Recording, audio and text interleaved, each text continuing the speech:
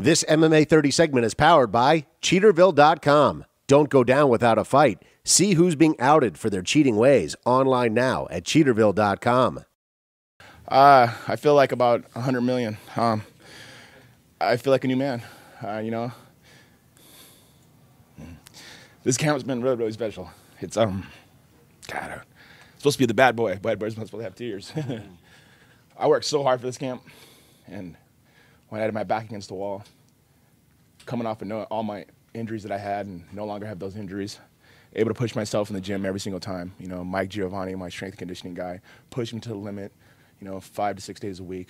Jason Perillo, my boxing trainer, 6 days a week we worked, and he had me in my head just mental into going, Tito, no one could stop you. None of these guys could even hang with you. Ricardo Abreu, my sparring partner, one of my main sparring partners, working my jiu-jitsu with me, and I did really well for not wrestling a day, my whole camp. I didn't wrestle one day. I went in and I wanted to stand on my feet and I wanted to submit him. I want to do what John Jones couldn't do and show that I'm still a dominant force in his light heavyweight division.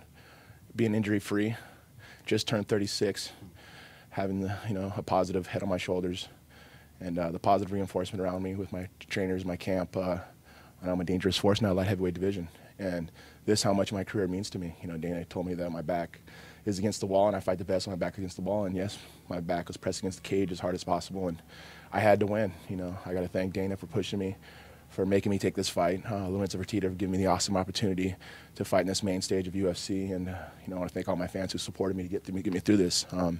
Every day on Twitter they follow me at Tito Ortiz, saying, Tito, you can do this. Tito, you can do this. Kick this guy's ass. You can do it. And there's all those haters. And Mike Giovanni, my trainer partner, he's like, we got to shut some people up, and we got to shut all those people up. So all those people at home, the people who said I was going to win, look over their shoulders and go, I told you so. There was no nerves at all. I've been doing this shit for 14 years. I can't let the nervousness get to me ever. Okay, I lie. I'll tell you the truth. I was a little bit nervous before, but I threw up probably about 1 minute before I walked out. And I think the police kind of looked at me going, is he okay? But I do that before all my fights, and I try to hold it down. Jason Perillo's like, Tito, hold your emotions, hold your emotions. And I'm such an emotional guy, really, really emotional, every little thing I do. And I couldn't hold on anymore, and I was like, blah. But I felt better, washed my mouth off, and then boom, the music started, and I started walking. And people can understand, this whole last year, since July 1st of last year, I've been sober. I haven't drank alcohol. I don't go out with my friends. Once in a while I may go to a club with my friends, but I don't drink. And walking that song, I'm Not Afraid, and it's about being sober. And I took it to my heart for the whole year to dedicate myself to my job, to prove a lot of people wrong. Dana, I'm sorry that I didn't lose for you. So they're going to have to still keep paying me. But I'm deserved of it, I've laid the ground, and I've paved the way for a lot of these fighters where they are today.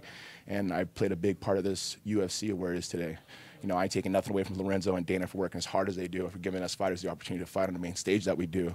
But I've sacrificed a lot, and I've raised the bar hugely for a lot of fighters. Well, this was like this one fight. I win this fight to get my contract back, no questions asked. And doing the dominated fashion as I did, dominating him that quick and almost knocking him out and submitted him. I think I did a dominating fashion. What was it, 136, I think, in the first round. Forrest or Shogun, Rashad. I want to fight the guys who are at the top now. I want to fight the guys' names. I'm sick of giving guys names. I'm sick of doing that. You know, and it's a crazy sport. Anything could happen, and he has that experience and that poise, and he's tough. And he's been around the sport forever. So I wasn't taking him lightly for sure. I knew it would be one of my toughest fights I've ever had, and end up going out there and get caught, and he threw a guillotine on me, and that was it. And did he do anything that's? Didn't feel like I got to fight and show what I developed in this training camp, and did for a couple of minutes, and then it was done. And then I don't know, it's like I've developed so much as far as like in the gym and everything, but then at the same time I have 2 losses now. It kind of sucks, so it messes up your mind a little bit. Do you go back to the more rudimentary fighter that you were, or do you keep expanding your your tools and everything like I have been? But it sucks to look back, and I have 2 losses now, and I'm more experienced. I don't know. So this MMA 30 segment was powered by Cheaterville.com. Don't be the last to know. Log on to Cheaterville.com and search your significant other now. And while you're there, search for your own name in the Cheaterville database. It's free, and it's online now at Cheaterville.com.